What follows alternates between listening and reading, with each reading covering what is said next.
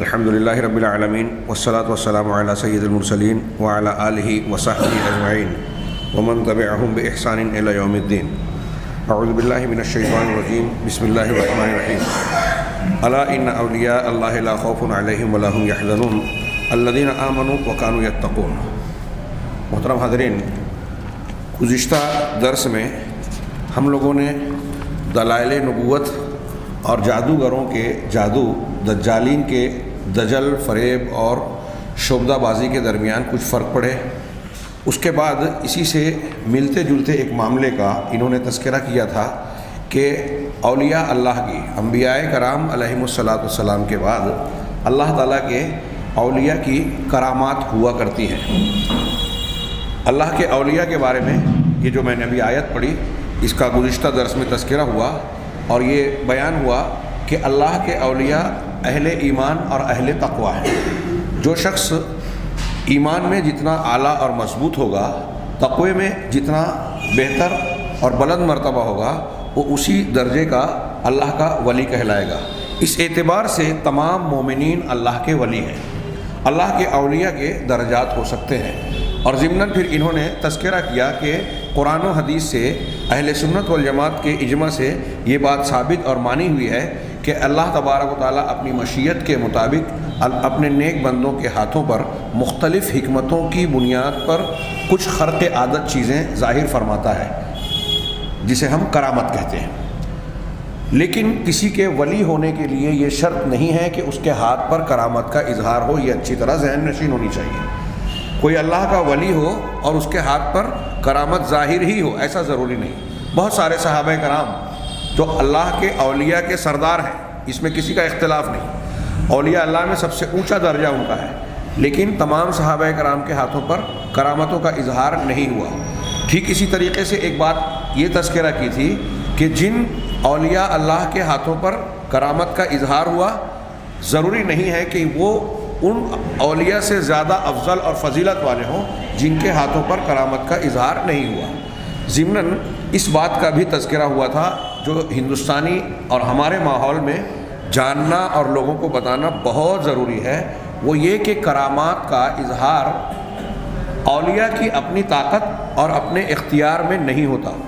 ایسا نہیں ہوتا، یا ایسا نہیں ہے کہ کوئی بھی اللہ کا ولی جب چاہے کسی خرق عادت چیز کا اظہار کر سکے۔ یہ اس کی اپنی مشیت پر، اس کی اپنی طاقت قوت پر منحصر نہیں ہے۔ یہ بہت اہم ہے، اور یہی نہ جاننے کی وجہ سے ہمارے یہاں عقیدے کا بگاڑ آتا ہے۔ لوگ اولیاء کو اللہ کا شریک ٹھہرا بیٹھتے ہیں، وہ اس طرح سے کہ اولیاء اللہ کے بارے میں یہ عقیدہ رکھتے ہیں کہ وہ کچھ جو چاہیں کر سکتے ہیں، کائنات میں تصرف کر سکتے ہیں، ہمارے بہت ساری بگڑی کو بنا سکتے ہیں، ضروریات اور حاجات کو پورا کر سکتے ہیں۔ یہیں سے عقیدے کی خرابی پیدا ہوتی ہے۔ اسی ضمن میں انہوں نے دوسرا عنوان یہ قائم کیا تھا کہ کرامات اولیاء کے سلسلے میں لوگوں کے درمیان خلط ملط ہو گیا اور لوگ تین گروہوں میں بٹ گئے۔ وقد حصل فی الموضوع التباس، کرامات اولیاء کے بارے میں التباس اور لوگوں کے درمیان بہت بڑا ایک انحراف پیدا ہو گیا۔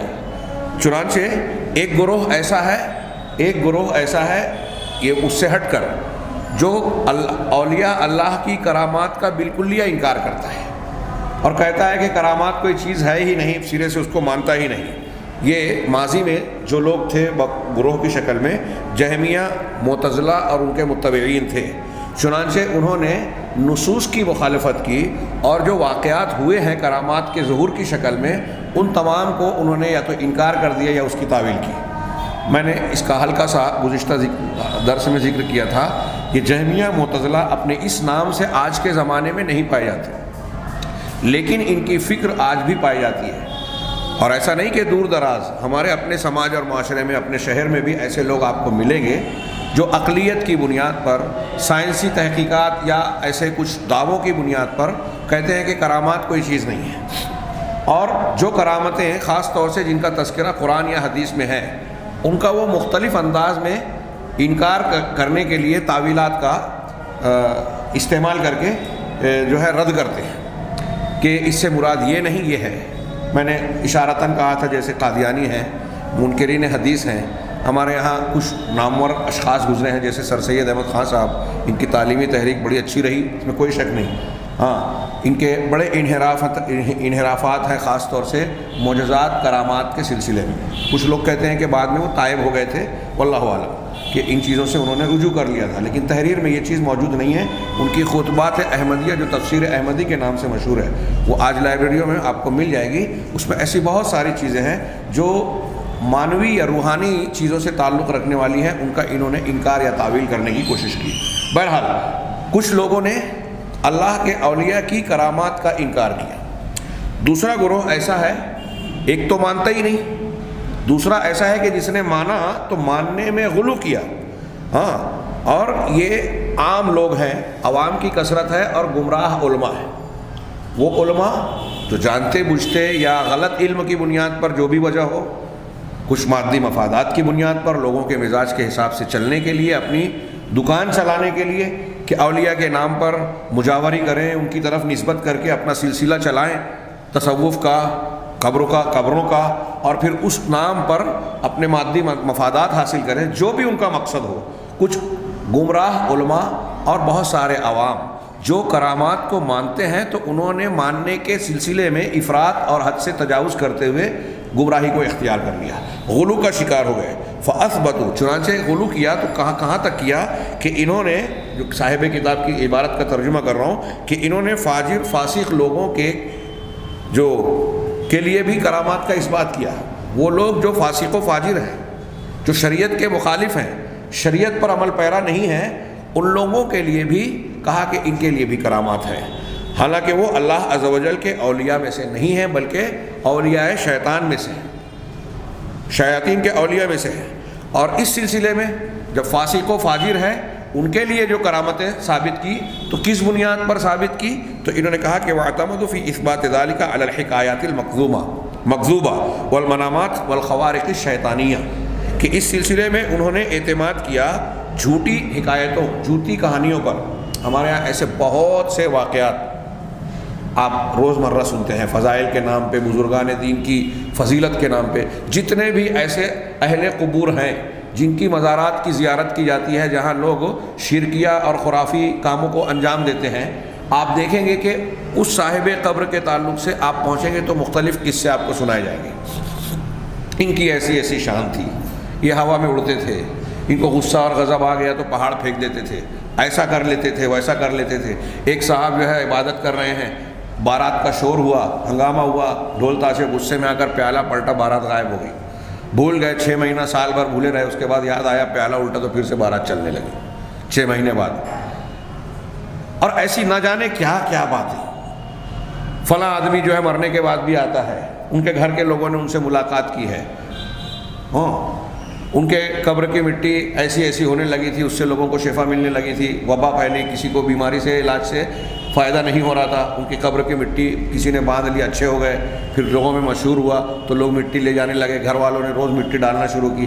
کچھ دنوں کے بعد گھر والے تنگ آ کے کہتے ہیں کہ اب اگر کوئی اچھا ہوگا تو ہم آپ کی قبر پر مٹی نہیں ڈالیں گے، تو لوگ اچھا ہونا بند ہو گئے، ایک دواخانہ بند کر دیا گویا انہوں نے۔ یہ اس قسم کی حفوات، بکواس اور الٹی سیدھی بناوٹی کرامتیں بنائی جاتی ہیں۔ اس کا مقصد کیا ہوتا ہے کہ بناوٹی کرامتوں کے ذریعے سے جن کی طرف اس کی نسبت کی جا رہی ہے ان کی بزرگی، عظمت اور اللہ کا اولیاء ہونا، بلند بالا ہونا ثابت کیا جائے۔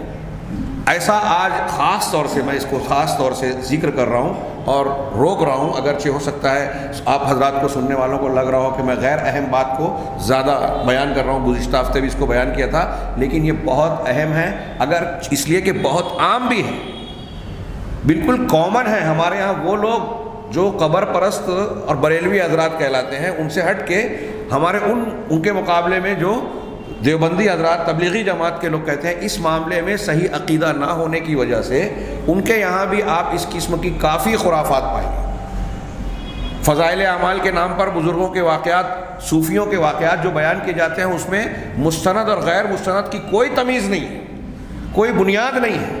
ایسی باتیں بیان کی جاتی ہیں جو صراحتاً اسلامی عقیدے کے خلاف ہے۔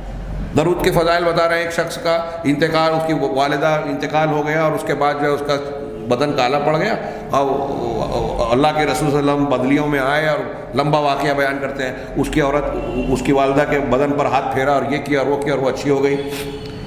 کئی اس میں قباحتیں ہیں جو صراحتاً قرآن و حدیث کے خلاف۔ اللہ کے نبی صلی اللہ علیہ وسلم زندگی میں کسی عورت سے ہاتھ ملا کر بیعت نہیں کرتے تھے، اجنبی عورت سے، اور یہاں مرنے کے وفات کے بعد آ کے ایک عورت کے بدن پر ہاتھ پھیر رہے ہیں اور گویا آپ شفا دے رہے ہیں۔ کہا کہ درود بہت پڑھتے، اس کی فضیلت بیان کی۔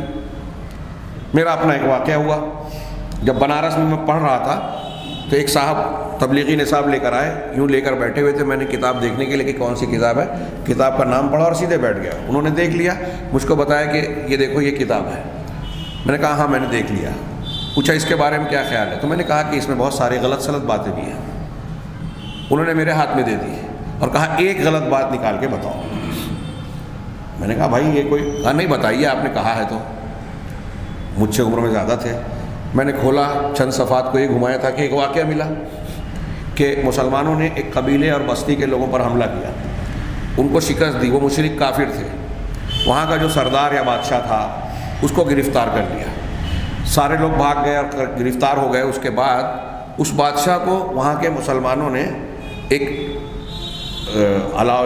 دیگ رکھی، وہ اس پہ چولہے پر، اس کے اندر ڈال دیا، نیچے لکڑیاں لگائی اور لکڑیاں لگا کے اس میں آگ لگانے کی تیاری کرنے لگے۔ اسی دوران دیگ کے اندر، میں اپنے الفاظ میں بیان کر رہا ہوں، دیگ کے اندر وہ بادشاہ مسلمان ہو گیا اور اس نے لا الہ الا اللہ کا ورد شروع کر دیا، لا الہ الا اللہ لا الہ الا اللہ پڑھنے لگا۔ بہت فضیلت والا کلمہ ہے، سب سے زیادہ فضیلت والا۔ بہرحال وہ پڑھتا رہا۔ اب جب مسلمانوں نے آگ لگانے کے لیے ساری تیاری کر کے آگ لگانا چاہی تو اچانک بدلی چھائی، گھنا بادل آ گیا اور بارش شروع ہو گئی، اور پھر اس کے بعد جو ہے وہ آگ بجھ گئی۔ اتنا ہی نہیں ہوا، اب یہیں پر بس نہیں ہوا، بلکہ آگ بجھنے کے بعد وہ دیگ جو ہے وہ ہوا میں اڑنے لگی۔ زمین سے اس نے پرواز کی، پرواز کر کے وہ دور جانے لگی اور ایک جگہ ایک قبیلے میں جا کے وہ اس نے لینڈ کیا، اتر گئی۔ اب جیسے ہی وہ دے گئی تو وہاں کے لوگوں کو دیکھا کہ عجیب و غریب معاملہ ہے، کیا بات ہے، اس کو گھیر لیا۔ تو اس میں سے یہ جو بادشاہ تھا اس قبیلے کا، جو اندر جا کے جس کو ڈالا گیا تھا، وہ برآمد ہوا۔ لوگوں نے دیکھا، حیرت کی، تو بادشاہ نے اپنا پورا قصہ سنایا کہ میرے ساتھ ایسا ایسا ہوا اور میں نے اسلام قبول کر کے کلمے کا ورد کیا، اس طرح سے میں بچ گیا اور ڈیگ اڑ کے یہاں آ گئی۔ اس کا قصہ سن کے وہ جو افراد تھے قبیلے کے، وہاں کے لوگ سارے کے سارے مسلمان ہو گئے۔ میں نے یہ واقعہ ان صاحب کو پڑھنے کے لیے دیا، ان کا کہ دیکھیے یہ واقعہ صحیح نہیں ہو سکتا۔ تو کہا اس میں غلط کیا ہے؟ میں نے کہا آپ کو اس میں کوئی چیز غلط نہیں لگتی؟ کہا نہیں، کیا غلط ہے؟ تو میں نے ان سے سوال کیا کہ ابھی میں اس پر کچھ کہوں اس سے پہلے میرا ایک سوال ہے کہ رامائن کے جاننے اور ماننے والے یہ واقعہ بیان کرتے ہیں کہ پنڈت رام چندر جی نے ہنومان کو بھیجا بیماری کے لیے کسی پہاڑی پر کے فلاں فلاں جڑی بوٹی لے کر آ جاؤ، وہ لانے گئے اور اس کے بعد جو ہے وہ اس کی شناخت بھول گئے کہ کون سا درخت ہے یا کون سا نام ہے، تو پورا کا پورا پہاڑ اٹھا کے لے کر چلے آئے۔ میں نے کہا یہ آپ سنے ہیں کہ ہندو لوگ بیان کرتے ہیں رامائن میں اس کو ذکر کیا گیا؟ کہا ہاں۔ تو کیا آپ مانتے ہیں کیا کہ ایسا ہوا تھا؟ کہا نہیں۔ میں نے کہا کیوں نہیں مانتے؟ ایسا نہیں ہو سکتا؟ کہا نہیں، ہو ہی نہیں سکتا۔ میں نے کہا کیوں، کس بنیاد پر؟ خاموش۔ تو میں نے کہا آپ کے پاس کوئی اصول ضابطہ ہے کسی چیز کو ماننے یا انکار کرنے کا؟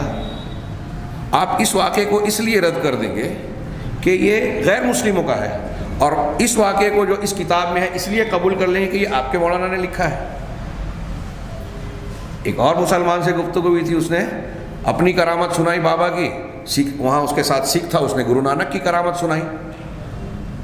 میں نے اس مسلمان سے سوال کیا کہ آپ نے جو بتایا آپ اس پر ایمان رکھتے ہیں، گرو نانک کا جو بتایا اس نے، کیا آپ مانیں گے اس کو؟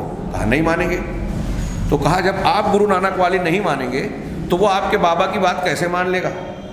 کوئی اصول ضابطہ ہے آپ کے پاس کہ اب اس سکھ سے آپ دعوت کا کام کر رہے ہیں تو آپ یہ کہیں کہ گرو نانک کی کرامت جو ہے وہ صحیح نہیں ہے اور آپ کے بتائے ہوئے بابا کی کرامت صحیح ہے؟ اور اگر آپ کے بابا کی کرامت صحیح ہے اور یہ دلیل ہے اس بات کی کہ آپ کے بابا کا دین، اسلام، کردار حق اور صحیح ہے، تو پھر جو گرو نانک کی یا ہنومان کی یا فلاں اور فلاں کی کرامت بیان کی جا رہی ہے وہ مان کر وہ ایک آدمی ہندو ہے، سکھ ہے، وہ اپنے بزرگوں کو مان رہا ہے تو کیا غلط کر رہا ہے؟ اس کو ماننے نہ ماننے کا کوئی ضابطہ ہے کہ نہیں ہے؟ میں نے اس تبلیغی جماعت والے سے کہا کہ اس میں سب سے پہلی بات تو یہ کہ ایک شخص مسلمان ہو گیا، پہلی بات کافر ہی صحیح، گرفتار ہوا، اس کو یہ لوگ جلا رہے ہیں۔ صراحتاً قرآن و حدیث میں کسی انسان کو، زندہ مرد کو بلکہ کسی جاندار کو جلانا منع ہے۔ حضرت علی نے ان کو الہ کہنے والے کچھ لوگوں کو جلایا تھا، حضرت ابن عباس نے ان کو لکھ کر بھیجا کہ آپ نے یہ بات غلط کی۔ اللہ کے رسول صلی اللہ علیہ وسلم نے اس سے منع کیا کہ آگ کا عذاب آگ کے رب کے علاوہ کوئی نہیں دیتا، نہیں دے سکتا، یہ منع ہے کسی انسان کو اس طرح کی سزا کوئی انسان دے۔ حضرت علی رضی اللہ عنہ نے توبہ کی، ان کا یہ صاف منع ہے۔ تو پھر وہ بادشاہ کو جلانے کیوں جا رہے تھے؟ اگر گرفتار ہو گیا تھا تو جلایا کیوں، دعوت کیوں نہیں دی؟ چلو ٹھیک ہے ایک بات۔ پھر دوسرا یہ کہ اندر مسلمان ہو گیا، کیسے مسلمان ہو گئے؟ پھر اسے لا الہ الا اللہ کی فضیلت بھی معلوم ہو گئی، ورد بھی کرنے لگا، ابھی کسی نے بتایا نہیں، چلو ٹھیک ہے سمجھ لیتے، کہیں سنا ہوگا مان لیا۔ اب جب آگ بجھ گئی تو پھر اس کے اڑنے کی کیا ضرورت تھی؟ اگر وہ نکل کے یہ کہتا مسلمانوں سے کہ میں مسلمان ہو گیا ہوں تو مسلمان ہی چھوڑ دیتے۔ ایسی کئی باتیں میں نے اس وقت اس سے بیان کی، لیکن یہ بات اس بنیاد پر سمجھ میں نہیں آتی کہ اب ایک آدمی کے ذہن و دماغ میں اپنے بزرگوں، اپنے علماء کی عقیدت بیٹھی ہے کہ میرے اتنے بڑے مولانا، اتنے لوگ پڑھتے ہیں، اتنے لوگ بیان کرتے ہیں، تو کیا وہ غلط ہے؟ یہ مولوی جو آیا جمعہ 8 دن ہوا یہ بتا رہا ہے کہ کی بات کیسے مان لیں؟ گویا یہاں اصول نہیں چل رہا ہے، آپ کا ذہن و دماغ کا بنایا ہوا ایک یہی بات تو حضرت ابراہیم سے ان کے والد نے کہی تھی، تم میرے بیٹے ہو، تم مجھے بتاؤ گے کہ ان بتوں کی عبادت نہیں کرنی چاہیے؟ حضرت ابراہیم نے کہا یا ابت انہ قد جاءنی من العلم ما لم یاتک فاتبعنی، کہ ابا جان میرے پاس علم آیا ہے جو آپ کے پاس نہیں ہے، لہٰذا آپ میری اتباع کیجئے۔ اس سے یہ پتہ چلا کہ جس کے پاس علم ہو اس کی بات مانی جائے گی، چاہے وہ عمر میں چھوٹا ہو، تعداد میں کم لوگ ہوں۔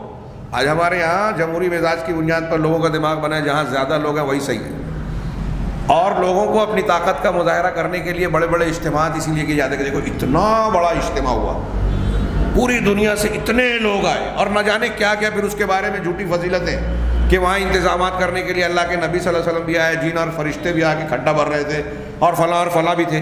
یہ جو کرامتوں کا باب ہے یہ اسی قبیل سے ہے۔ اس قسم کی باتیں بیان کر کے عوام کو رجھایا جاتا ہے، دو لوگوں کے دلوں میں تقدس اور جھوٹی عقیدت پیدا کی جاتی ہے۔ عام آدمی یہ سنتا ہے جب کہ وہاں جا کے فرشتے آئے، جن آئے، نبی کریم صلی اللہ علیہ وسلم آئے، فلاں کے خواب میں اللہ کے رسول آئے، اور فلاں کے ہاتھ پر جو ہے ایسی کرامت کا مظاہرہ ہو، اس کا مطلب وہ بہت پہنچے ہوئے ہیں، بہت اچھے ہیں، اگر ان کی قبر پر جائیں گے، ان کو بلائیں گے یا ان سے فلاں معاملہ کریں گے تو ہمارا فائدہ ہوگا، اور وہ غلط نہیں ہو سکتے۔ سب سے بڑی بنیاد یہ اس قسم کے واقعات نے، یہ میں نے اس سے پہلے ذکر کیا تھا کہ بہت سارے لوگوں کو گمراہ کیا ہے، اور ایک مزاج بنا دیا گیا ہے مسلمان عوام کا کہ وہ ایسی ہی چیزوں کو سننا، بیان کرنا، پڑھنا پسند کرتے ہیں۔ قرآن حدیث کی صاف سیدھی بالکل مؤثر اثر ڈالنے والی، ہدایت دینے والی تعلیمات دیکھیں تو بہت سے لوگ ہمارے یہاں اقتحاط کا شکار ہوتے ہیں، جس کو ہم بورونا کہتے ہیں۔ مزہ نہیں آ رہا ہے، سیدھی سادھی تعلیم میں، درس میں مزہ نہیں آتا۔ مزہ کس میں آتا ہے؟ جس میں عجیب و غریب واقعات ہوں، ایسی باتیں جو عام حالات اور مشاہدات سے ہٹ کر ہو۔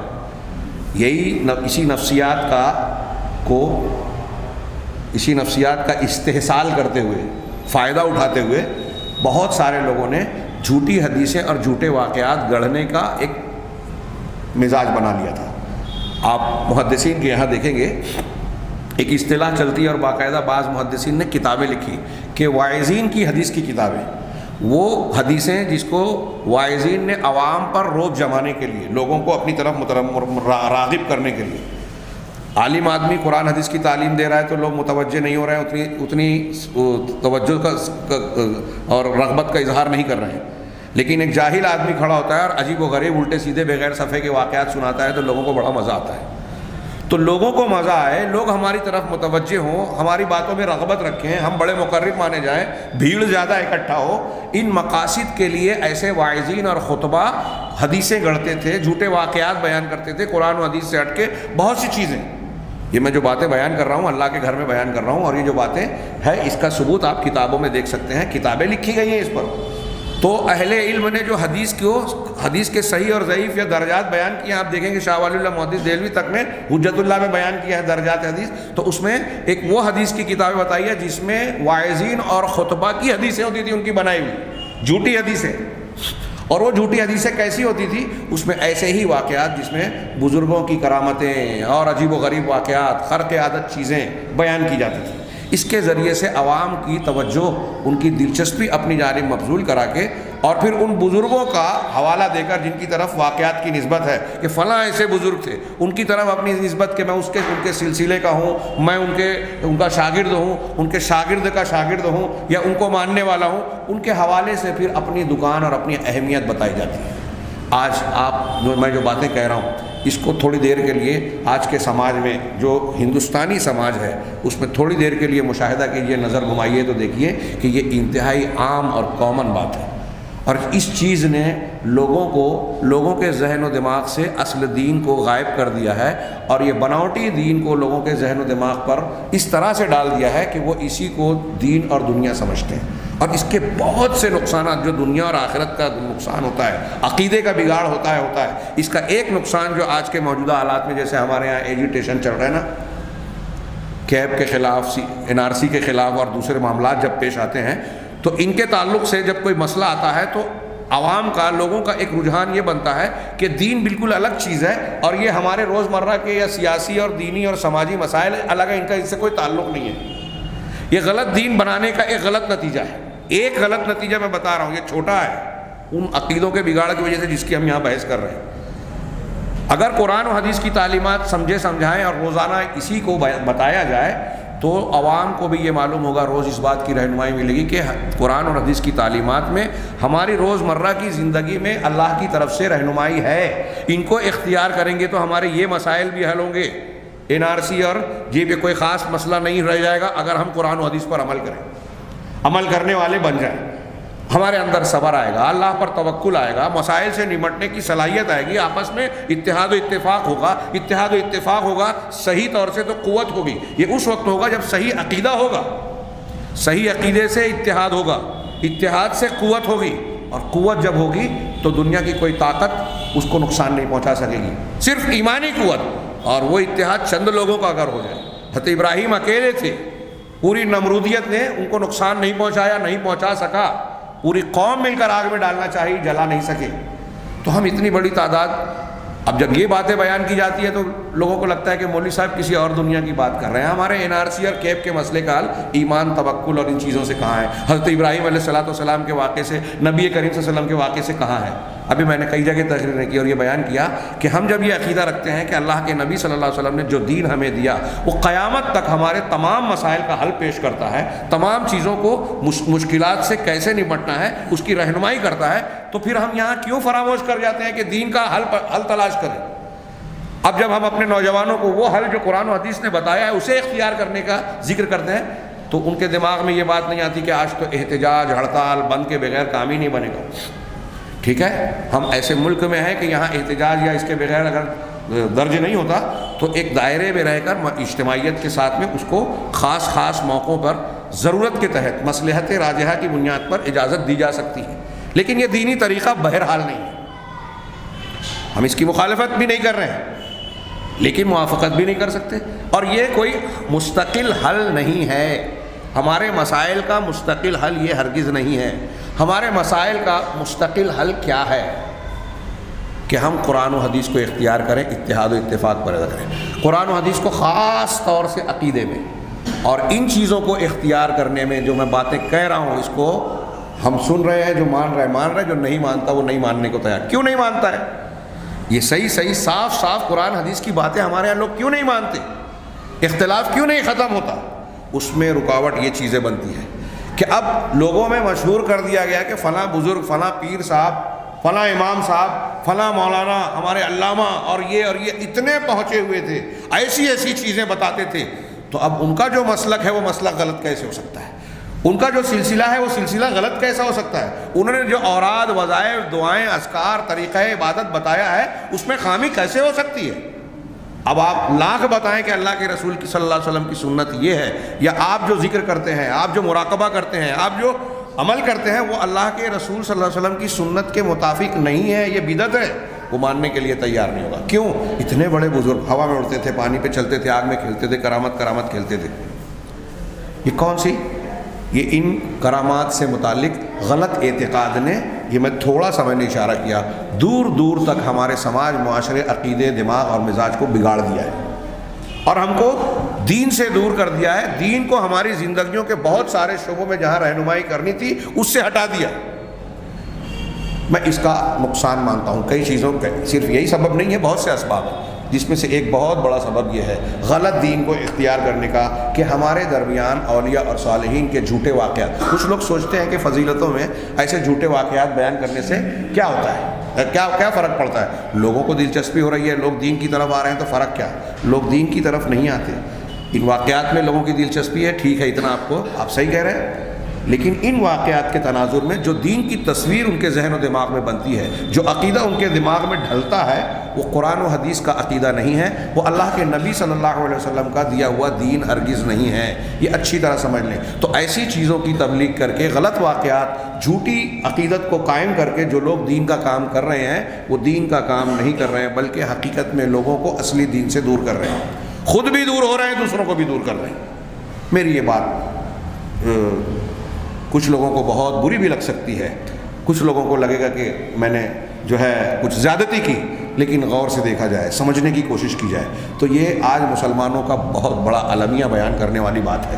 اس کی بنیاد پہ ہمارا ڈھانچہ سانچہ پورا بگڑا ہوا ہے، ہماری تاثیر ختم ہے، ہمارے عقیدوں کا کوئی رخ نہیں ہے، ہماری زندگی میں کوئی اصول نہیں ہے. میں نے جیسے کہ ابھی کہا کہ کسی چیز کو ماننے نہ ماننے کا کوئی اصول ہی نہیں ہے.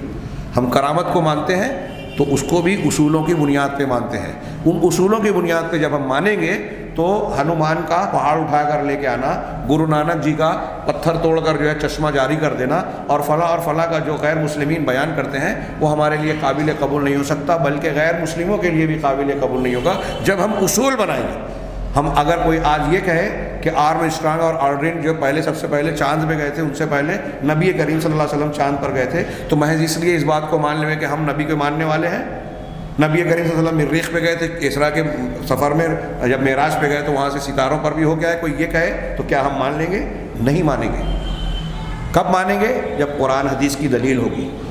تو نبی کریم صلی اللہ علیہ وسلم کی عقیدت ہمارا یہ عقیدہ کہ اللہ کے بعد دنیا میں کائنات میں سب سے اعلیٰ درجے کے حامل ہیں.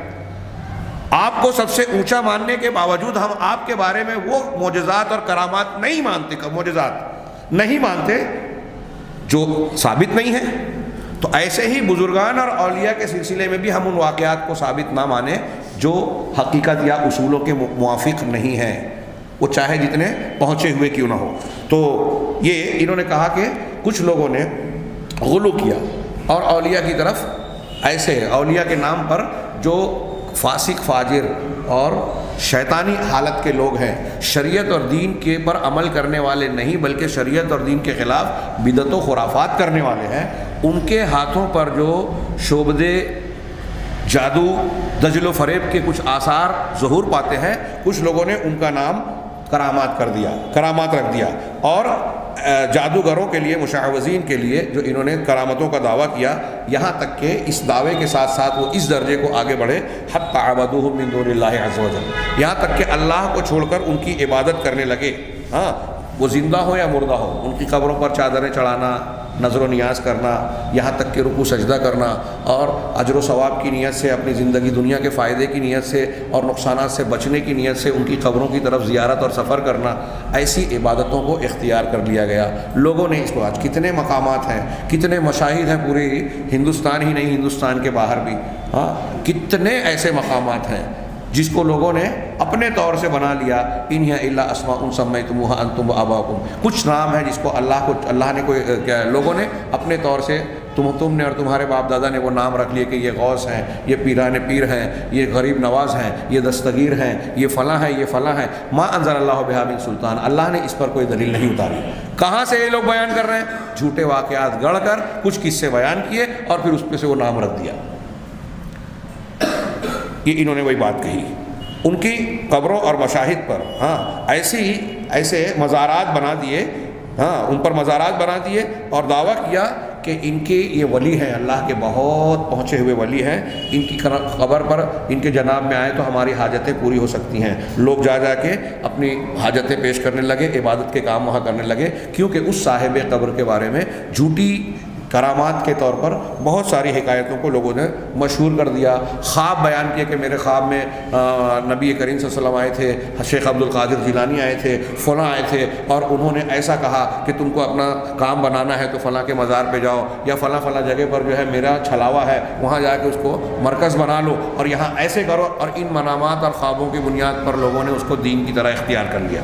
جھوٹے خواب, جبکہ خواب قرآن حدیث کو اہل سنت والجماعت کے یہاں خواب سچے ہوتے ہیں, اس میں کوئی دلیل کوئی شک نہیں. لیکن 3 طرح کے خواب ہوتے ہیں, شیطانی بھی ہوتے ہیں اور اضغاث و احلام خواب پریشان بھی ہوتے ہیں. لیکن یہ متفقہ بات ہے قرآن و حدیث کے ماننے والے علماء میں سلف سے خلف تک کہ خواب شریعت کے احکامات اور معاملات میں دلیل کا کام نہیں کر سکتے. یہ دلیل نہیں ہے, خواب دلیل نہیں ہے, اچھی طرح دماغ میں رکھیں. لیکن اس کی بنیاد پہ لوگوں نے عقیدے بنا لیے. بزرگان دین کی قبروں پہ جانا اور ان کے پاس مختلف قسم کے غیر عبادت کے امور انجام دینا یہ اختیار کر لیا. تو خواب کی بنیادوں پر ان کے لیے ایسی چیزیں بیان کی گئی کہ یہ اولیاء جو اس قبر میں مدفون ہیں ان کو کچھ تصرفات کی قوت حاصل ہے. ہاں, یہ لوگوں کی حاجتوں کو پورا کر سکتے ہیں, اور جو شخص ان کو پکارے گا یہ ان کی مدد کر سکتے ہیں, ان کے کاموں کو پورا کر سکتے ہیں. پھر کچھ اولیاء کے نام پہ مشہور کیا, جیسے اب غریب نواز کا نام دیا کہ یہ غریبوں کو نوازتے ہیں, یہ دستگیر ہیں, انہیں مصیبت میں ہاتھ پکڑ لیتے ہیں. اور شیخ عبد القادر جیلانی کو کہا جاتا ہے, اس میں ایک جھوٹا واقعہ بیان کیا جاتا ہے 11 شریف کی مجلس میں, اس کو نہیں ذکر کرتا.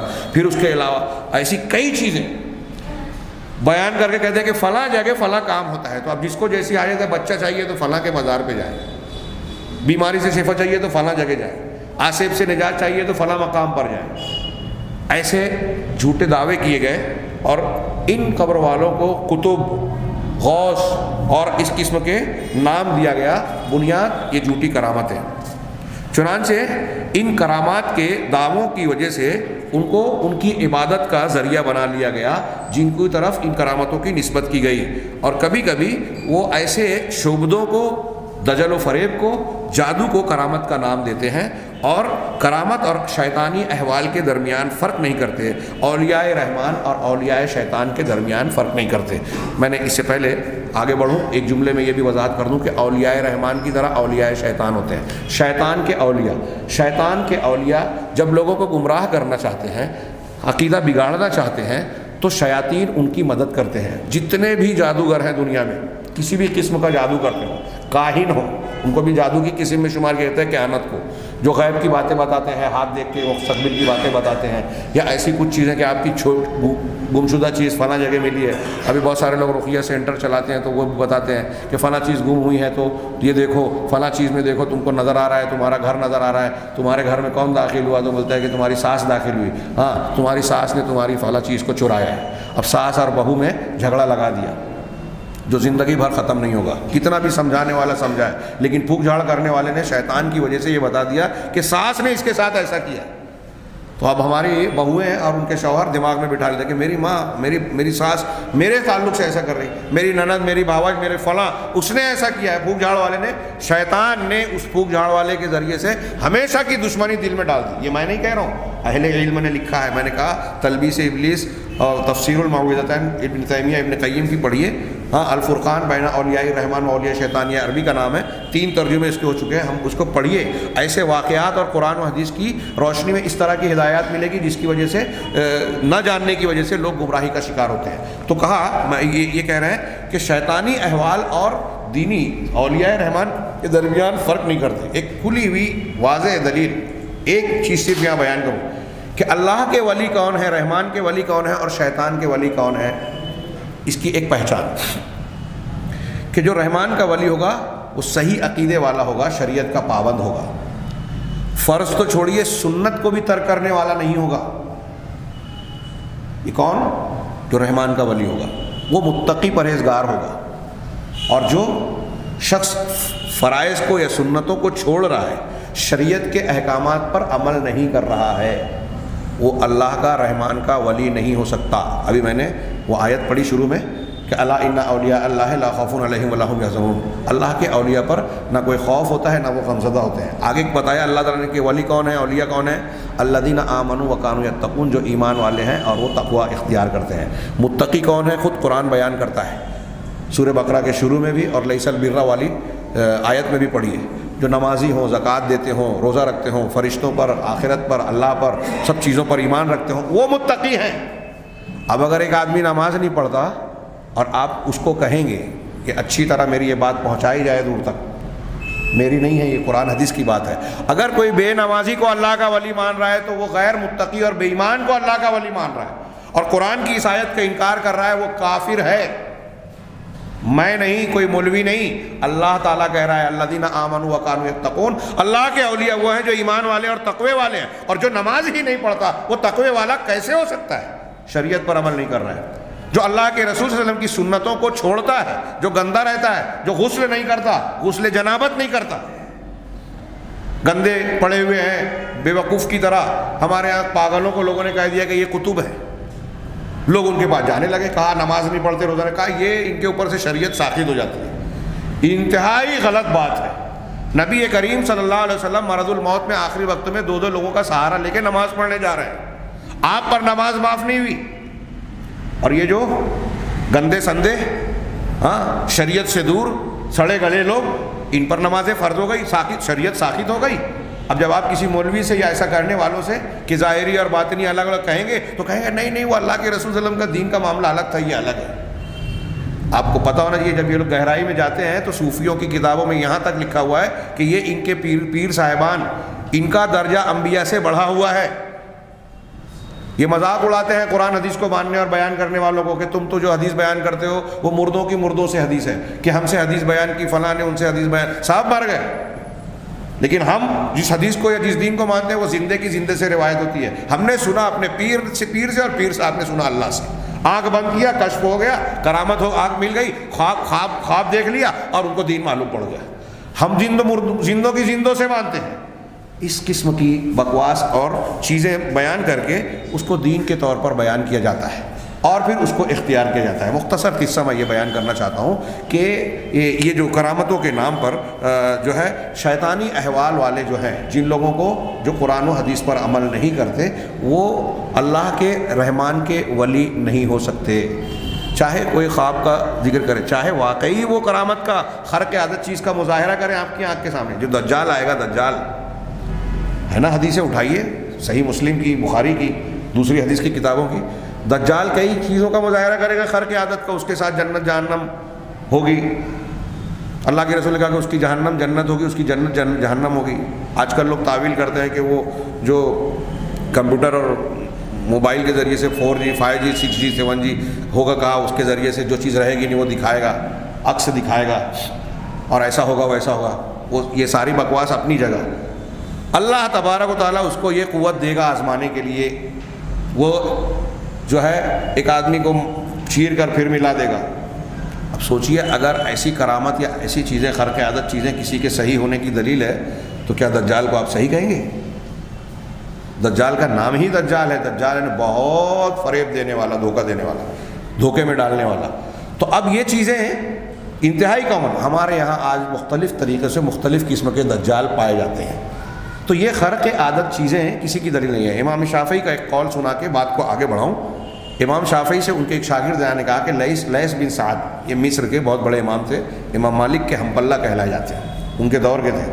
تو کسی نے امام شافعی سے آگے کہا کہ لیث بن سعد کہتے ہیں کہ اگر کوئی شخص ہوا میں اڑے یا پانی پہ چلے، لیکن اگر وہ دین و شریعت کا، سنت کا مخالف ہے، اس کی خلاف ورزی کرنے والا ہے، تو تم اس سے کہہ دو کہ تو رحمان کا ولی نہیں ہے بلکہ شیطان کا ولی۔ امام شافعی نے کہا کہ لیث بن سعد نے صحیح کہا لیکن کم کہا۔ انہوں نے ایک جملہ اور بڑھایا امام شافعی نے کہ جو شخص پانی پہ چلے، ہوا میں اڑے، آگ میں بیٹھا رہے آرام سے، ہاں میں اس میں اور بڑھا رہا ہوں کہ وہ چاہے کرامت کھیلنے کا مظاہرہ کرے، لیکن اگر وہ اللہ کے دین، اللہ کے رسول صلی اللہ علیہ وسلم کی سنتوں کا، شریعت کا مخالف ہے، ظاہری طور پر سنتوں کی مخالفت اور خلاف ورزی کرتا ہے، تو تم یہ جان لو اور اس سے کہہ دو کہ تو رحمان کا ولی نہیں، شیطان کا ولی ہے۔ رحمان کا ولی شریعت کی مخالفت کرنے والا ہو ہی نہیں سکتا۔ اللہ کی ولایت اسی کو ملے گی جو رسول کی اتباع اور اطاعت کرے گا، رسول کی سنتوں کا مخالف ولی نہیں ہو سکتا۔ اسی لیے شیخ عبد القادر جیلانی نے کہا کہ اہل حدیث آدمی ہی، قرآن و حدیث کو ماننے والا اور اس پر عمل کرنے والا آدمی ہی حقیقت میں اللہ کا ولی ہوگا۔ یہ سلف کی کتابیں اس قسم کے بیانات سے بھری پڑی ہے، لیکن ہم لوگ پڑھتے نہیں ہیں، اور اگر کوئی بیان کرے تو اس کو لوگوں کو یقین نہیں آتا کہ ایسا کیسے ہو سکتا ہے، کیونکہ دماغ بگڑا ہوا ہے، غلط تعلیمات لوگوں میں بیان کی گئی ہے۔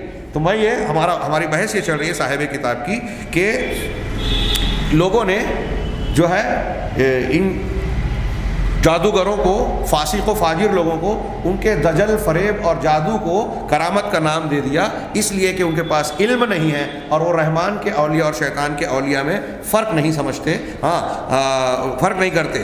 اور اس کے علاوہ کہہ رہے ہیں کہ یہ بات تو اب آپ یہ بھی سمجھ سکتے ہیں کہ یہ بات تو بہت واضح اور معلوم ہے کہ جس کے لیے قرآن و حدیث کے نص سے بھی یہ ثابت ہو جائے کہ واقعی وہ اللہ کا ولی ہے، تو اور اس کے ہاتھ پر کرامت کا اظہار ہوا بھی ہے، تو اس کے لیے جائز نہیں ہے کہ اللہ کے علاوہ اس کی عبادت کی جائے، اس کی قبر پہ جا کے اس سے نظر و نیاز کی جائے، اس سے حاجت طلب کی جائے۔ یہ تو ان کے لیے بھی جن کے لیے کرامتیں ثابت ہے۔ صحابہ کرام کی قبریں دیکھیے عرب میں ہیں، مکہ مدینہ میں کتنی ہیں، لیکن وہاں اس زمانے سے لے کر آج تک درمیان میں کچھ لوگ گئے، یہاں سے کچھ گمراہ لوگ جاتے ہیں، یہ الگ بات ہے۔ کتنوں نے یہ کام کیا؟ جن کا قرآن و حدیث سے اللہ کا ولی ہونا ثابت ہے، ان کی بھی عبادت اللہ کے سوا جائز نہیں ہے، اور نہ یہ جائز ہے کہ ان کی قبروں پر تبرک حاصل کیا جائے، برکت حاصل کی جائے، ان کے پاس جو ہے ان کے ساتھ کچھ اس طرح کے معاملات کیے جائے جو مسجدوں میں اللہ کے لیے کیے جاتے ہیں۔ یہ بالکل صاف بات ہے، جن کے لیے ثابت ہے۔ تو اب یہ چلتے پھرتے وہ لوگ جو جھوٹے ہیں، دجال ہیں، جادوگر ہیں، کاہن ہیں، ان کی عبادت کرنا یہ کہاں سے درست ہو سکتا ہے؟ یا ان کے ساتھ ایسے معاملات رکھنا، ایسی امیدیں رکھنا جو اللہ سے رکھی جاتی ہے، یہ قطعاً ناجائز شرک اکبر کے باب سے ہوگا، کیونکہ عبادت تو بہرحال اللہ کا حق ہے۔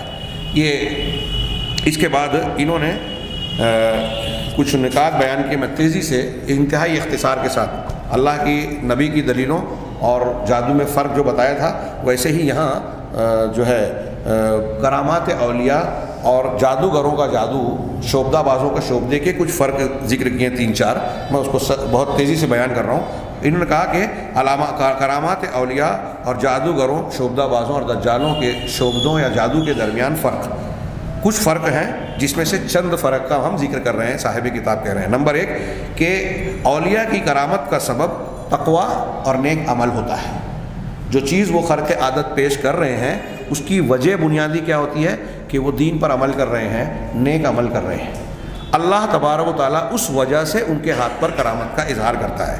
اس کے برخلاف جو جادوگروں کا جادو ہے، کہہ رہے ہیں شعبدے بازوں کا شعبدہ یا ان کے اعمال کا سبب کفر، فسوق اور فجور ہوتا ہے، گناہ کے کام ہوتے ہیں۔ جتنے بھی یہ شعبدے بازی ہیں، فٹ پاتھ پہ بیٹھ کے جو الٹی سیدھی چیزیں پیش کرتے ہیں، آپ دیکھیے وہ شیاطین کو پکارتے ہیں، یا فلاں، اے فلاں، اے شیطان۔ تو ان کے شعبدوں کا جو بنیاد ہے وہ فسق و فجور، جادو ٹونا، کیونکہ شیطان ان کی مدد کرتا ہے جو شریعت کی دین کی مخالفت کرتے ہیں، جو قرآن و حدیث کے خلاف دعویٰ کرتے ہیں۔ لوگ اس کے کرامت یا اس کی خرق عادت چیز کو گمراہ ہو دیکھ کر گمراہ ہوں، شیطان اس لیے اس کی مدد کرتا ہے۔ ایک جھوٹے آدمی کی کچھ باتوں کو شیطان تائید کرتا ہے تاکہ لوگ سمجھیں کہ ہاں یہ سچا ہے۔ ایک آدمی دعویٰ کر رہا ہے، اس کے بدن میں جین آ کے کچھ باتیں کر رہا ہے، وہ عربی نہیں جانتا، اس کے بدن میں آ کے عربی بولنے لگا۔ اب ہمارے یہاں کوئی بولتے ہیں کہ وہ عربی بولتا ہے، وہ ایسا کرتا ہے، ویسا، اور پیسہ ویسا نہیں مانگتا۔ آج وہ پیسہ نہیں مانگ رہا ہے، آج وہ چیز ہے، لیکن کل تم کو 4 باتیں صحیح بتانے کے بعد 5ویں جب غلط بتائے گا تو آپ کو پتہ بھی نہیں چلے گا کہ یہ ہمارا عقیدہ تباہ کر رہا ہے۔ پہلے بھروسہ دلاتا ہے آدمی، اب یہاں عوام میں ہمارے یہاں بہت سے وہ فلاں صاحب ہیں، ان کے بدن میں جو ہے جین آتا ہے اور ان کو ایسی ایسی بات بتاتا ہے، یہ جن، یہ شیاطین ہیں۔ تو میں یہ عرض کرنا چاہتا ہوں وہ شیطان اس کے یہاں کیوں آ رہا ہے؟ اس لیے کہ وہاں وہ فسق و فجور کر رہا ہے، لوگوں کو گمراہ کر رہا ہے اور خود بھی شریعت کی مخالفت کرتا ہے۔ تو اس کے یہاں آپ جو برے لوگ ہیں یا جادوگر ہیں، وہ ان کے جادو کی عمل کی بنیاد کفر، فسق اور فجور ہوتا ہے۔ نمبر 2 کہ کرامات اولیاء میں نیکی اور تقوی کے ذریعے سے مدد ملتی ہے، یا مباح اور جائز امور سے، جبکہ شعبدے باز، دجالین، ان کے جو عمل اور کرتب ہوتے ہیں، کرشمے ہوتے ہیں، اس میں جو ہے حرام کاموں سے مدد لی جاتی ہے۔ آپ جب کوئی نیک آدمی کرامت کا اظہار کرے گا تو دیکھیں گے کہ وہ نماز پڑھ رہا ہے، اس نے روزہ رکھا، صدقہ و خیرات کیا، اللہ کا ذکر کرتا ہے، نیکی کا کام کرتا ہے جو قرآن و حدیث نے بتایا ہے۔ لیکن جو اس قسم کے جادو وغیرہ کا اظہار کرتے ہیں، آپ دیکھیں کہ وہ حرام کام کرتے ہیں۔ ہاں کہ بچے کو لاؤ، اس کی گردن کاٹو، اس کی بلی چڑھاؤ، ہاں فلاں فلاں کا خون اس پہ گراؤ، ہاں تو وہ شرک، کفر یا لوگوں کے قتل والے اعمال کو اختیار کرتے ہیں. جن چیزوں کو وہ ذریعہ بناتے ہیں، وہ ذریعہ آپ دیکھ لیجئے کہ ایک آدمی جادو کا جب اظہار کرتا ہے تو وہ جو کلمات کہہ رہا ہے وہ زبان پہ شرکیہ کلمات ہوں گے، شیطان کو پکارے گا. وہ عمل جو کر رہا ہے وہ قرآن و حدیث کے خلاف عمل ہوگا. تو جادو ٹونے میں، کرامتوں میں، ان چیزوں میں شریعت کی مخالفت کا استعمال کیا جاتا ہے. میں نہیں جانتا لیکن بچپن میں لوگ بتاتے تھے ہمارے ہاں کہ فلاں عورت نے ایسا کام کیا، ویسا کام کیا، تو وہ بولے برہنہ ہو کے کپڑے اتار کے وہ لوگ قرآن کو الٹا پڑھتے ہیں یا یہ اس طرح کہتے ہیں، اس طرح. وہ پتہ نہیں کہاں تک صحیح ہے، یہ میں نہیں جانتا، لیکن یہ تو صحیح ہے کہ شیطان کی مدد لینے والا جب شیطان کی مدد چاہتا ہے تو وہ شریعت کی مخالفت کرتا ہے. وہ قرآن کے ساتھ بے حرمتی کا کام کرے گا، قرآن کو اگر بگاڑے گا، وہ گندگی کے کام کرے گا، بے حیائی یا کپڑے اتارنے والا کام کرے گا تو شیطان کی مدد اسے ملے گی. یہ قرآن و حدیث سے ثابت ہے. ہاں نمبر 3 انہوں نے ذکر کیا کہ اولیاء کی کرامات، ہاں اللہ کے ذکر، اس کی توحید، اور ہاں اولیاء کی کرامات اللہ کا ذکر اور اس کی توحید کو مضبوط بناتی ہیں، اللہ کے ذکر اور اس کی توحید کو. جبکہ جادوگر اور مشعوذین جو شعبدے باز ہیں، ان کو اللہ کا ذکر، بہت غور سے سنیے، یہ ایک آخری اور جنہوں نے ذکر کی تیسری، کہ اگر جادوگر کا جادو ہے تو اللہ کے ذکر اور توحید سے وہ باطل ہو جاتی ہے. علامہ ابن تیمیہ نے الفرقان میں کئی واقعات نقل کیے. میں صرف 2 لائن کا ایک واقعہ، کہ ایک آدمی ہوا میں اڑ کر جا رہا تھا، ہوا میں اڑتا ہوا جا رہا تھا. کچھ لوگوں نے بتایا کسی مومن بندے کو کہ دیکھو یہ ولی ہے، ہوا میں اڑ کے جا رہے ہیں. انہوں نے جب وہ پاس میں آئے تو تیزی سے کہا لا الہ الا اللہ یا اشہد ان لا الہ الا اللہ، تیز سے پڑھا. جیسے ہی انہوں نے لا الہ الا اللہ کہا، وہ ہوا میں اڑنے والا وہ آدمی گر پڑا، ہوا میں اڑنے والا وہ آدمی گر پڑا. کہا کیا بات ہے، کیسے گر گیا یہ آدمی آپ کے لا الہ پڑھنے سے؟ کہا اس کا شیطان اس کو اڑا رہا تھا. جب میں نے اللہ کا ذکر کیا تو وہ شیطان اس کو چھوڑ کر بھاگ گیا، وہ گر پڑا. ایسے واقعات علامہ ابن تیمیہ نے ایک واقعہ ذکر کیا کہ ایک بہت لمبا واقعہ بیان کیا جاتا ہے کہ ایک آدمی کا انتقال ہوا، اس کو جب غسل دینے لگے تو کہا کوئی غسل نہیں دے گا. اس کے پیر، اس کے مرید نے کہا کیوں؟ کہا بابا نے کہا تھا، ہمارے پیر صاحب نے کہا تھا، شیخ نے، کہ میرا جب انتقال ہو تو میں خود آ کے اپنے آپ کو غسل دوں گا. اچھا. تھوڑی دیر گزری کہ ان کی شکل کا آدمی آیا، سب کو ہٹایا، ان کو نہلایا، غسل دیا، اور پھر کہا میں جا رہا ہوں، اور کچھ دور جا کے غائب ہو گیا.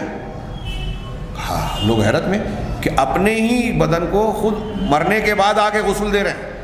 علامہ ابن تیمیہ نے اس کو بیان کیا کہ یہ شیطان ہے جس نے اس سے ایسا کہا تھا. مقصد کیا تھا کہ تمہارے انتقال کے بعد تم کو کوئی غسل نہیں دے گا، تم یہ کہہ دینا میں غسل دے دوں گا. اس نے ایسا کیا اور ایسا اس نے کہا، تو جب لوگوں نے یہ دیکھا تو اس مرنے والے کو بڑا عظیم سمجھ لیا، یہ تو بہت پہنچے ہوئے ہیں.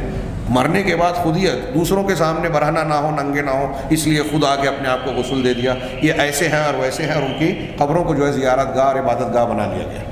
تو اس طرح کی چیزیں آپ دیکھیں گے کہ جو لوگ کرامت یا اس قسم جھوٹی کرامتوں کا یا جادو ٹونے کا مظاہرہ کرتے ہیں تو دراصل وہ شریعت کی مخالفت کرتے ہیں، اور اللہ کا ذکر سے کرنے سے ان کی یہ چیزیں باطل ہو جاتی ہیں.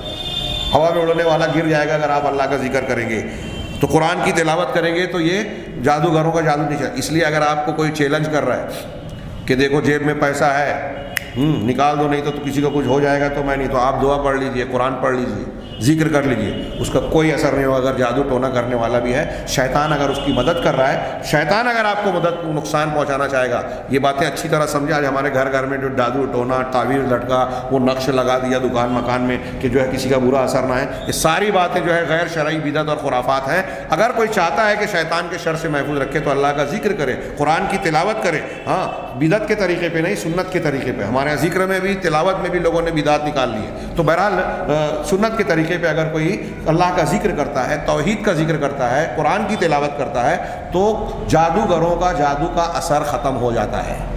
ہاں ان چیزوں سے یہ بات معلوم ہوئی کہ اللہ کے سچے اولیاء کی کرامت کے درمیان اور ان کے علاوہ جو بھی جادوگر، کاہن، دجال، فریبی، جھوٹے دعوے دار ہیں، ان دونوں کے درمیان بہت سے فرق ہیں اور جو حقیقت میں اس کے علاوہ بھی فرق ہیں، یہاں انہوں نے ان 3 کا ذکر کیا، میں بھی اسی پر اکتفا کر رہا ہوں، انشاءاللہ پھر کبھی اس موضوع کا ذکر کریں گے۔ یہاں حاصل کلام کے طور پر انہوں نے جو بات کہی کہ جو سچے اللہ کے اولیاء ہیں وہ اپنے ہاتھوں پر جاری ہونے والی کرامتوں سے فائدہ نہیں اٹھاتے۔ جو اللہ کے سچے بندے ہیں، سچے عبادت کرنے والے متقی پرہیزگار لوگ، اگر ان کے ہاتھ پہ واقعی کرامت کا اظہار ہو بھی گیا، اللہ نے اس پر کیا، تو ان کرامتوں کو وہ اپنی عظمت، اپنے تقدس کو تعمیر کرنے کا، اپنے دین کی دکان چلانے کا ذریعہ نہیں بناتے، اس کا ناجائز فائدہ نہیں اٹھاتے کہ دیکھو میں تو ایسا پہنچا ہوا ہوں، میرے گھر پہ آؤ، میری بات مانو، مجھ کو بڑا مانو۔ نہیں، لوگوں کی توجہ اپنی جانب مبذول کرنا، اپنے آپ کو بڑا بتانا نہیں، بلکہ آپ دیکھیں گے کہ جو حقیقت میں اللہ کے نیک بندے، اللہ کے اولیاء ہیں اور ان کے ہاتھ پہ کرامت وغیرہ کا مظاہرہ ہوا، وہ اپنے آپ کو چھوٹا بتاتے ہیں، ان کے اندر آپ کو تواضع، انکساری نظر آئے گی۔ اس کے برخلاف آپ دیکھیں گے کہ جو جادوگر جادو کرتا ہے تو وہ اپنی شخصیت کا مظاہرہ کرتا ہے کہ دیکھو میں نے یہ کر کے دکھایا، میرے اندر یہ شکتی، پاور اور طاقت ہے، میں چاہوں تو تمہارے ساتھ ایسا کر دوں، میں چاہوں تو ویسا کر دوں۔ اس قسم کے دعوے یہ جادوگر، کاہن اور جھوٹے لوگ کرتے ہیں۔ اللہ کے انبیاء، اللہ کے سچے اولیاء اس طرح کے دعویٰ نہیں کرتے، اور ایسا دعویٰ کر کے اپنی دکان نہیں چمکاتے، لوگوں کو اپنی طرف متوجہ نہیں کرتے، لوگوں کو اپنی عبادت کی طرف نہیں بلاتے کہ میرے مر جانے کے بعد میری قبر پہ ایسا ایسا کرنا تو میں تمہارا فلاں کام کر دوں گا۔ یہ کوئی اللہ کا سچا ولی، سچا صاحب کرامت نہیں کہہ سکتا، جبکہ اس کے برخلاف جادوگر اور دوسرے لوگ اپنے ہاتھوں سے جو خرق عادت چیزوں کا مظاہرہ کرتے ہیں، اس سے وہ اپنے ذاتی مفادات اور مقاصد کو حاصل کرنے کی کوشش کرتے ہیں۔ تو اب اس کرامت کے تعلق سے جو کچھ بحث بھی، اس کے بارے میں صاحب کتاب نے کہا کہ کرامات اولیاء کے سلسلے میں کلام کا خلاصہ، حاصل کلام جو ہم نے بحث کی وہ یہ ہے کہ لوگ اس میں 3 گروہوں میں بٹے۔ پہلا گروہ وہ ہے جو کرامات اولیاء کا بالکلیہ انکار کرتا ہے، قرآن و حدیث سے اگرچہ جو چیزیں صحیح ثابت ہیں اس کا انکار کرتا ہے، ہاں، جو کہ اللہ تبارک و تعالیٰ نے بتایا کہ اللہ اپنی مشیت کے مطابق اپنے متقی پرہیزگار لوگوں کے ہاتھوں پر ظاہر کرتا ہے۔ اصحاب کہف کا اور دوسرا پچھلے ہفتے میں نے کئی مثالیں قرآن سے اور صحیح حدیثوں سے بیان کی تھی۔ تو کچھ لوگ اس کا انکار کرتے ہیں۔ میں نے اس کو بتایا کہ ہمارے یہاں بھی اقلیت پسند منکرین حدیث، قادیانی اور ایسے کئی لوگ آج پائے جاتے ہیں جو کرامات کا اور معجزات کا انکار کرتے ہیں۔ یہاں پھر سے میں ایک جملہ جو پچھلے درس میں نے کہا تھا یہ دوہرا دوں کہ اہل حدیث کے بارے میں کچھ لوگ یہ، جب ہم جھوٹی کرامتوں کا انکار کر رد کرتے ہیں، جیسے میں نے ابھی بہت سی چیزیں بیان کی، تو ہو سکتا ہے کچھ لوگ جو سنیں تو یہ کہیں کہ یہ اہل حدیث لوگ یا مولانا لوگ یہ جو ہے کرامت کا انکار کر رہے ہیں۔ ہم کرامت کا انکار نہیں کر رہے ہیں، جھوٹی کرامتوں کا انکار کر رہے ہیں۔ جو صحیح ثابت شدہ کرامتیں ہیں، جس کی شریعت کی بنیادوں پر جس کا اس بات ہوتا ہے، ہم اس کو مانتے ہیں۔ تو کچھ لوگوں نے یہ بھی غلط مشہور کر دیا۔ تو بہرحال جو عقلانیین ہیں وہ ثابت شدہ کرامات کا انکار کرتے ہیں۔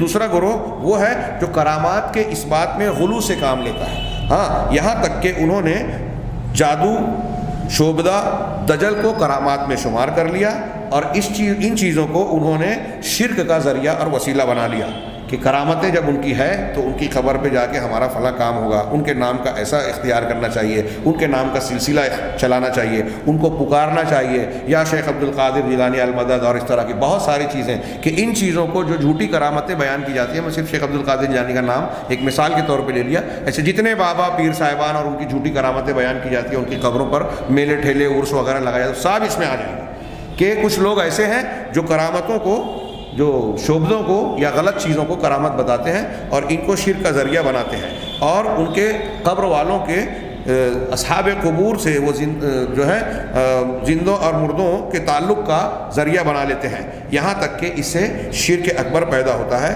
قبروں کی عبادت کر کے، ان کو مقدس سمجھ کر، ان سے تبرک حاصل کر کے، ان کی شخصیت کے سلسلے میں غلو کر کے وہ شرک اکبر اختیار کیا جاتا ہے، اس لیے کہ وہ اس بنیاد پر یہ پوری عمارت کھڑی ہوتی ہے کہ یہ صاحب قبر کی ایسی ایسی کرامتیں ہیں۔ تیسری قسم اہل سنت والجماعت کی، اہل حق کی ہے۔ یہ لوگ کرامتوں کے سلسلے میں بھی جو ہے درمیانہ روی اور اعتدال اختیار کرتے ہیں، نہ قرآن و حدیث سے ثابت شدہ کرامتوں کا انکار کرتے ہیں اور نہ ثابت شدہ کرامتوں کے کو جو ہے میں غلو کر کے حد سے تجاوز کرتے ہیں۔ چنانچہ انہوں نے کہا کہ کرامات کے موضوع میں یہ لوگ افراط و تفریط سے بچتے ہیں، تو جو کتاب و سنت نے ثابت کیا اس کو ثابت مانتے ہیں، اور صاحب کرامت کے اصحاب کرامت کے سلسلے میں غلو اور حد سے تجاوز نہیں کرتے، نہ ہی ان کے ذریعے سے وہ اللہ کو چھوڑ کر ان سے تعلق قائم کرتے ہیں، عبادت کے معاملات میں انہیں کچھ بھی نہیں مانتے۔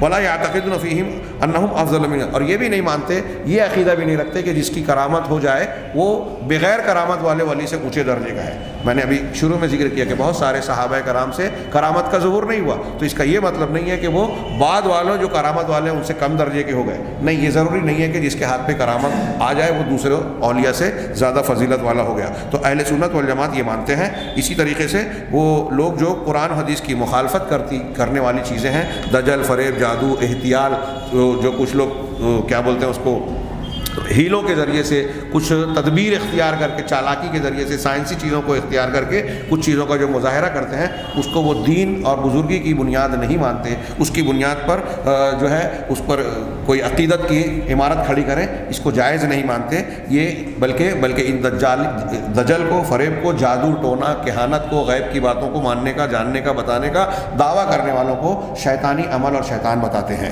ہاں، یہ اللہ کے نیک لوگوں کی کرامات کا حصہ نہیں ہے۔ یہ کرامات اولیاء اور ان سے متعلق بعض بنیادی باتیں جو عقیدے سے متعلق تھیں، اور میں نے جیسا کہ عرض کیا کہ ہمارے ہندوستانی سماج اور معاشرے میں اس کے جاننے سمجھنے کی بہت شدید ضرورت ہے۔ یہ چند باتیں عرض کی گئی ہیں۔ اس کے بعد انبیاء پر ایمان، رسولوں پر ایمان کا یہ باب جو چل رہا ہے، اس میں 2-3 عناوین باقی ہیں، جس میں اگلا انبیاء علیہ السلام کا معصوم ہونا، اس کا کیا مطلب ہے اور اس کی کیا تفصیل ہے، تھوڑا سا انہوں نے تذکرہ کیا ہے۔ انشاءاللہ آئندہ دروس میں ہم دیگر مباحث پڑھیں گے۔ اللہ تعالیٰ سے دعا ہے کہ وہ ہمیں صحیح دین کو سمجھنے اور اس پر عمل کرنے کی توفیق عطا فرمائے۔ وآخر دعوانا ان الحمد للہ رب العالمین۔